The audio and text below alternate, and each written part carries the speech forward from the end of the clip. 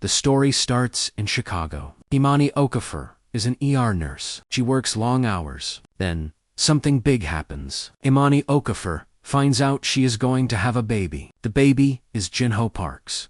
He is a businessman. Imani Okafor dated Jinho Park for a while. They were together for 3 months. It was an intense time. Then Jinho Park just left. He did not say why. Imani Okafor did not know much about Jinho Park's life. He never talked about his work or his family. Imani Okafor was really sad when Jinho Park left. Now Imani Okafor has to get ready to be a mom. She has to do it all by herself. Imani Okafor is going to have Jinho Park's baby.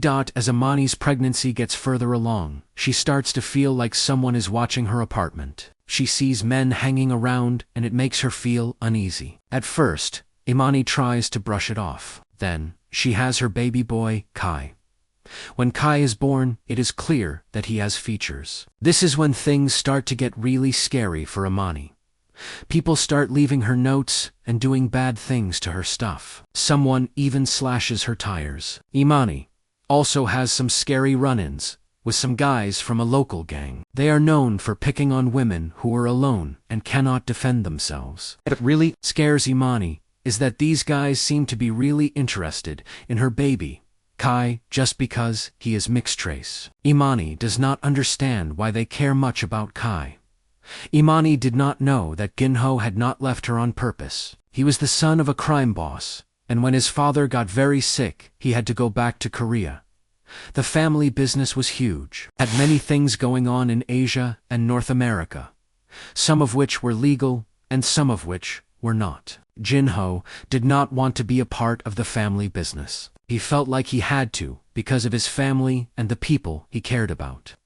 Like Imani, the family business was something Jinho really did not like. He was stuck with it. Jinho had always tried to stay from the family business, but now he had to deal with it because of his father's health and the Park criminal enterprise. Jin-Ho gets some news from one of his people who have been watching things. They tell him that Imani is going to have a baby, and then that the baby is born. Jinho is really shocked when he hears this. He finds out that there are people who want to hurt Imani and his new son. This makes Jinho feel something inside. It turns out that the local gang that is bothering Imani is connected to another group that is trying to take over Jinho's area. They are using Imani and the baby to try and get to Jinho. The local gang is trying to hurt Jinho's family. This is a big problem for Jinho because Imani and the baby are important to him now. One night, some men with guns break into Imani's apartment. Then Jinho shows up with the people who work security for him. They get Imani out of there fast. Imani is holding baby Kai. They take her to a really nice place outside the city. At first Imani is really happy to be safe. Then, she starts to feel a little scared when Jinho tells her that Imani and baby Kai have to stay with Jinho for a long time, maybe forever. Jinho says this because Imani needs Jinho's protection, and Jinho is going to take care of Imani. You were gone for a year, and now you think we should just do what you say. Imani says to him her experience as a doctor making her brave when a lot of people are not around him. Imani is really upset. With him, her medical training is what gives her the strength to stand up to him. Jin-Ho says softly, "We are not prisoners. We are family." Imani notices that his men are actually afraid of him. They do not really respect him. She sees how he handles business. He is very calm, does what he wants. When he says they need to have security guards around them all the time, Imani gets upset with him. She tells him that he is treating the men like things that he owns, like prizes that he needs to keep safe, and tell what to do. Imani does not like that he is doing this. She wants to be able to do what she wants.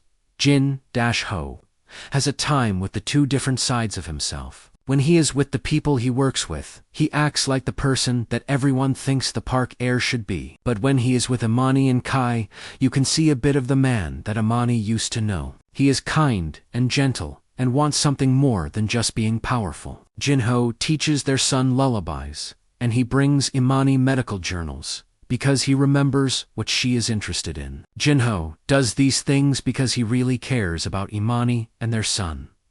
Why did you really come back for us? Imani asks one evening. She wants to know the reason. Imani is looking at the person who came back for them. She says it again. Why did you come back for us? Imani really wants to know what made this person return. Jin-ho says that because I did something, the way to protect something that is worth protecting, that is why he feels this way about the thing that is worth protecting.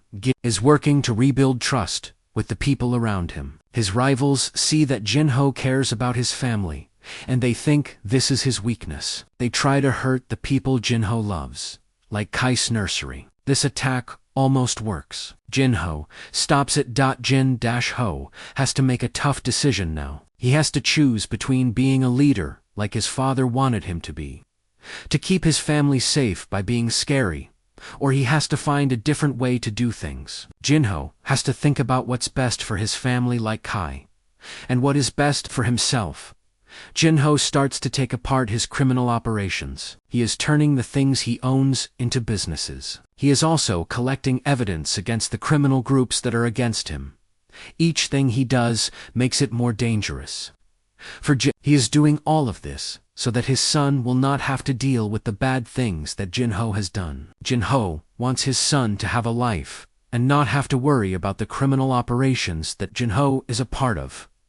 When Imani finds out about his plan, she does not run away like he thought she would. She actually tells him that she wants to help him. Imani has skills, and this helps them when they meet with federal agents. As Imani and he work together, they start to love each other. This time, their love is based on working for a common goal, not just because they really like each other.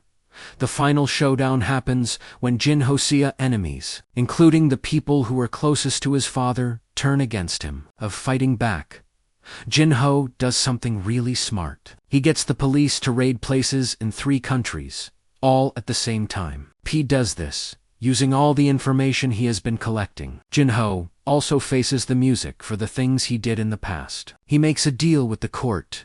That means he has to tell them what he knows. He will not have to go to jail for a long time. Jin-ho is willing to testify in court about his actions and the actions of his enemies, including the people who were once his father's allies, like Jin-ho's father's oldest allies.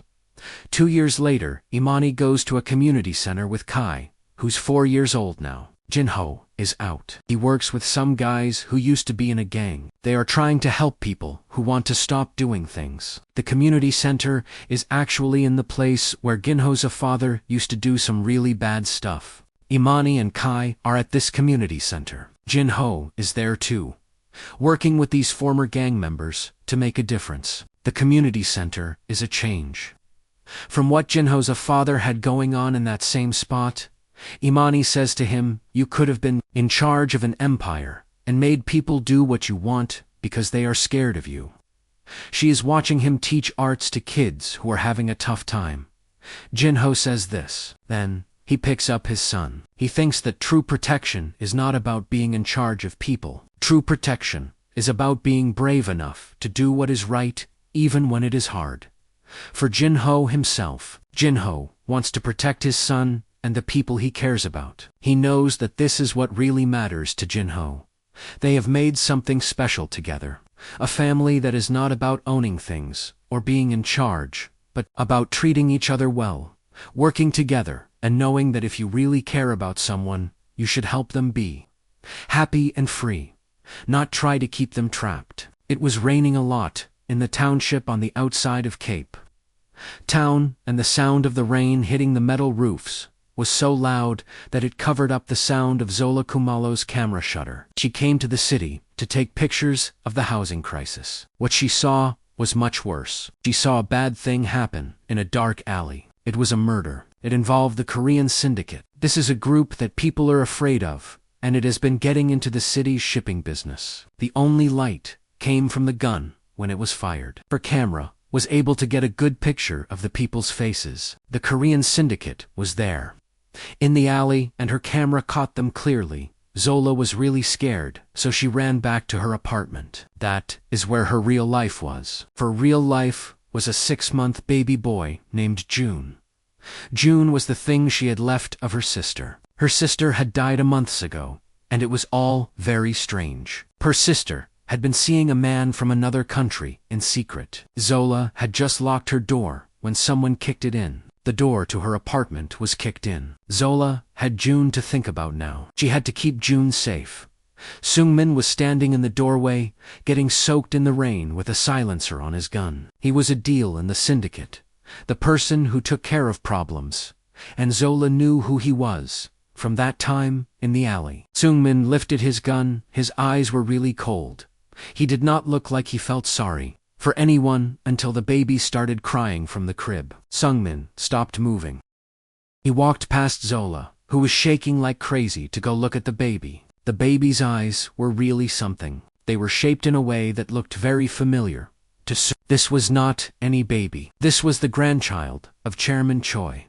Chairman Choi was a powerful and scary man. He was the head of a syndicate. Seungmin knew that Chairman Choi was not a man to be trifled with. The baby's eyes were a sign that it was related to Chairman Choi.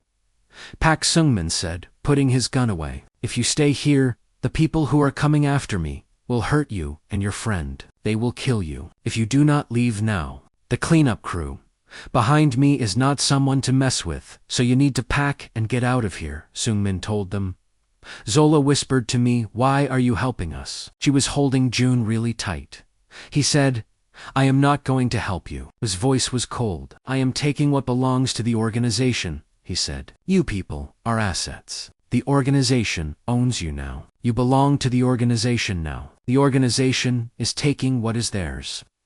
He took them to a place deep in the Cedarburg Mountains, really far from any towns or cities. This went on for weeks. It was very hard to deal with. Seungmin acted like they were in jail, saying he was holding them as a way to get what he wanted on. What he did not match what he said. He got them the things they needed, like formula, made sure the place was safe. Not to keep them trapped, but to keep bad people out. He also stayed up all night, watching the cameras to make sure they were okay. Seungmin was always looking out for them, making sure the Cedarburg Mountains around the place were secure. Zola, a journalist who always looks for the truth, started to figure out what was really going on with him. She noticed that when the baby cried, he would jump. Not because he was upset, but because it hurt him much. When they ate together, she would ask him questions. One evening, she said to him, "You think you are a person, because it is easier than saying you are scared." She also said a strong man would not work for a system that hurts people who have done nothing. Zola said these things to him because she wanted him to see the truth about himself and the system he was a part of. Seung-min was really taken aback by how defiant she was. He finally opened up about his past. He was an orphan who was taken in by the syndicate. They raised him, taught him to be a weapon. He was told that he had to be loyal to the people who took care of him, even if they were mean to him. When he looked at June, he saw a lot of himself in her. Another kid who was going to be used by the chairman to get what he wanted. This made Seungmin feel bad for June. He did not want to own June. He just wanted to make sure she had the chance to make her own choices, something that Seungmin never got to do. Seungmin wanted to help June have a life than he did. The peace was very fragile. It broke when the chairman's people got their hands on the DNA results that Seungmin had done in secret. The boss did not just want to get rid of the problem.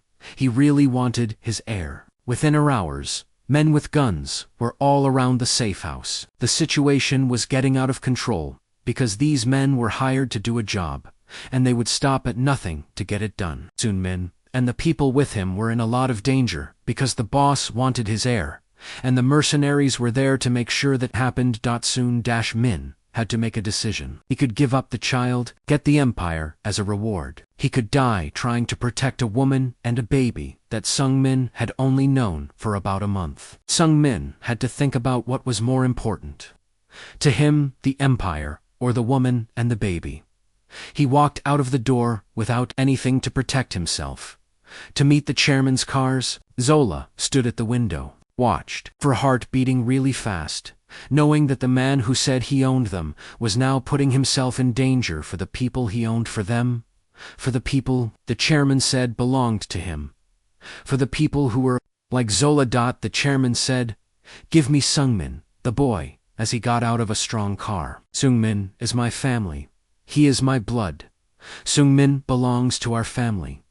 Seung-min said this with a voice. He told the chairman that the person in question is his man. Seungmin said, I will not fight you with guns, chairman. If you take one more step towards me, all the computer systems at your offices in Seoul and Cape Town will be erased. This means every record, every payment, every bank account number will be sent to the police. I made a program that will do this if my heart stops beating, or if I tell it to. The chairman was really surprised and shocked by what his loyal soldier did. Seungmin stood up straight, did not try to scare people to get what he wanted. Instead, Seungmin used what he knew to protect the people who could not defend themselves. Seungmin was even willing to give up everything he owned to save the life of one kid.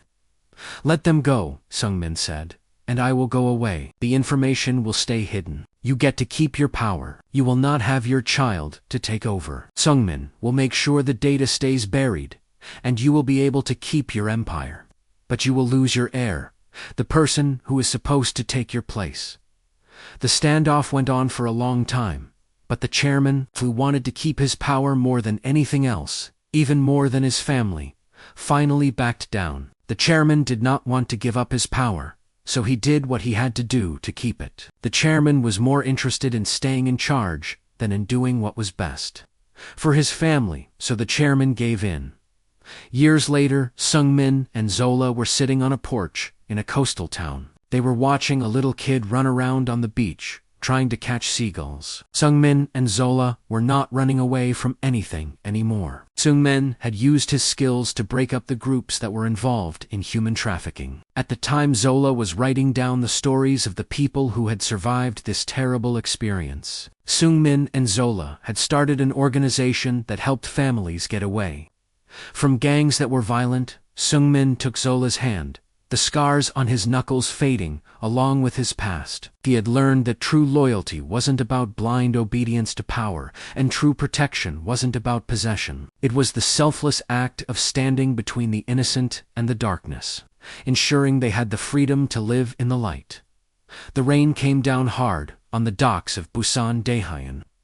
Park was finishing up his job. He had been the Ghost for 10 years. The Ghost was a name that people in South Korea's underworld were really scared of. Being the Ghost had made Daehyun Park rich. It had also made him feel empty inside. All the money he had made from doing things could not make him forget the bad dreams he had. It could not bring back his wife and daughter either. They were taken from him by a rival 5 years ago. Tonight was the time Daehyun Park was going to do a job as the Ghost. After this, he was going to disappear. That is when he heard the screams. He was really startled by the screams. The screams were very frightening. They came from the house where the girl lived. The screams were so loud that he could not help but notice them. He immediately thought of the girl who lived in the house and wondered if she was the one who was screaming. A young woman was holding a bundle really tight to her chest. She was running through the big boxes where they store stuff, and some men were chasing her. Daehyun knew. These men were the guys who sell people, and they work with the Golden Dragon Group. He did not think about it. He just walked out from where he was hiding. The men stopped moving. When they saw the Ghost, the young woman was still running from the men who work with the Golden Dragon Syndicate. Now she had the Ghost to help her. This woman is under my protection. You can tell by the way he spoke that he was a man people listened to. The bad people who were trying to hurt her backed off. Daehyun knew they would go and tell their friends about what happened. The woman was really extremely tired. She told them that her name was Amara Okonkwo, was a refugee from Nigeria. She had run away to South Korea. This happened after she fell in love with a student from Korea who was in Lagos to study. When Amara Okonkwo unwrapped the bundle that she was carrying, Daehyun saw a baby. The baby had features that showed it was mixed. There was something about the baby's eyes that reminded Daehyun of his daughter Amara Okonkwo had a baby. The baby was a newborn. Daehyun felt a lot of pain when he looked at the baby's eyes. The baby's eyes reminded him of his daughter. The man said to her, "You and your child are mine now." He said this in a way but he was actually feeling something strange inside. He felt like he wanted to keep her and her child safe. He told her, "This is the way you will be okay." Dae-hyun took them to his house in the mountains. It was a safe place, because Dae-hyun has a lot of people who do not like him. Amara was thankful that Dae-hyun saved them. She did not like it when Dae-hyun said that they were his now. She did not think that Dae-hyun owned her or the others. Dae-hyun and his mountain home were a mystery to Amara. Dae-hyun had a lot of enemies, and his mountain home was like a fortress to protect him. "We are not things that belong to someone," she said to him in a voice. On their third night together, "Just because you keep us safe does not mean you own the women. Your protection does not give you the right to own the women like they are possessions." Dae-hyun did not say anything. What Amara said really bothered him. As the days went by and turned into weeks, Amara saw something about the man who was holding her and her son. This man said he owned them. He did not ask for anything. He looked very tough. When he thought Amara was not looking, he was very gentle with her son, and he would rock him to sleep. Amara saw this. It made her think about Dae-hyun and the way he was acting. Dae-hyun was a man who seemed mean, but he was also very kind. To her son, Dae-hyun was slowly showing people who he really was. Dae-hyun was getting out of the life, and Dae-hyun was putting his money into good businesses. These businesses were helping people who used to be in jail. They were giving them jobs. Dae-hyun wanted to make things right. Dae-hyun did not think he could ever really do that. One night, Amara and Dae-hyun were eating together. Amara showed Dae-hyun a picture of her baby's father. Dae-hyun's chopsticks fell to the table. Dae-hyun knew the man. In the picture, it was Min-jun Kim, the nephew of Dae-hyun's boss. Min-jun Kim had gone missing 6 months, and Dae-hyun remembered that Min-jun Kim had taken money from the organization before he disappeared.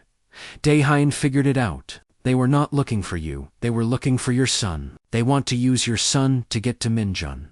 The truth came out. It changed everything. When Dae-hyun took them in, he was basically saying no to the people he used to work with. That night, his phone rang. It was his boss on the phone telling Dae-hyun that he had to come back to work and that he had to bring the woman and the child with him. Dae-hyun's decision to help the woman and the child was a deal, and now his old boss wanted the woman and the child to come with. Dae-hyun, the voice, said to Ghost, "You have forgotten your place." It was a warning. The voice reminded Ghost that everything Ghost has, the voice gave to Ghost. The people Ghost protects, they all belong to the voice. The voice is in control of everything that matters. To Ghost, Dae-hyun figured out that trying to take care of Amara and her son by being in charge of them was not an idea. It actually put Amara and her son in danger. Dae-hyun thought he was helping Amara and her son by owning things for them. It was not really helping at all. It was an idea that made things worse for Amara and her son. Dae-hyun was trying to protect Amara and her son. It was not working out that way. He said to Amara that night, "I was wrong." He looked at her, said, "I thought I could keep you safe if I said you were mine. That was a mistake. Saying you are mine has only made things worse for you. Now you are in danger because of me." Dae-hyun decided not to go to being violent. He made a choice that would change his life forever. Dae-hyun got in touch with a prosecutor that he had let go in the past. Dae-hyun told this prosecutor everything, gave him proof of the bad things the organization had done. Dae-hyun did this so that the prosecutor would keep Amara and her son safe. From the organization, Dae-hyun stepped outside when the people he used to know surrounded the house. He did not have any weapons with him. The people who used to be his associates were around the house. Dae-hyun was outside. He was unarmed. "I do not want to fight you," he said to them. "I have already sent all the information I have to the authorities. If you kill me, the people in charge will come after you, and that will be the end for you. The authorities will make sure that you pay for what you have done to the authorities. And to me, the situation was really bad. It could have ended very badly if Amara had not done something." Amara had talked to people who had also escaped from bad people who sell others, and she made a group of people who were willing to tell the truth about what happened. When the police cars were coming with their sirens, Amara stood next to Dae-hyun. She was not standing behind him anymore, she was standing right next to him. "We look out for each other," she said. "We make sure we are safe. We protect each other. That is what we do." After everything that happened, Daehyun had to face what he did wrong. He agreed to help the people in charge, and in return, they made his punishment less severe. Amara kept visiting Daehyun. She always brought the boy with her. The boy was like a son to Daehyun now, because he had become a father to him in all the important ways. 3 years later, Daehyun walked out into the sunlight, where Amara and a little kid waited for him. They had made something that they never thought they would make. The Daehyun and Amara Foundation was a place that helped people who had to leave their homes, and people who did things in the past. The foundation helped these people make lives for themselves. It helped them stop being treated, and it helped them stop being violent. Daehyun and Amara Foundation was a place where refugees and former criminals could start over. Daehyun said to her, as they walked hand in hand through the community garden, "I thought that if I protected you, that meant I possessed you." He looked at her, said, "I was trying to keep community gardens safe for you, the only way I knew how, which was by being in control and making you fear me so.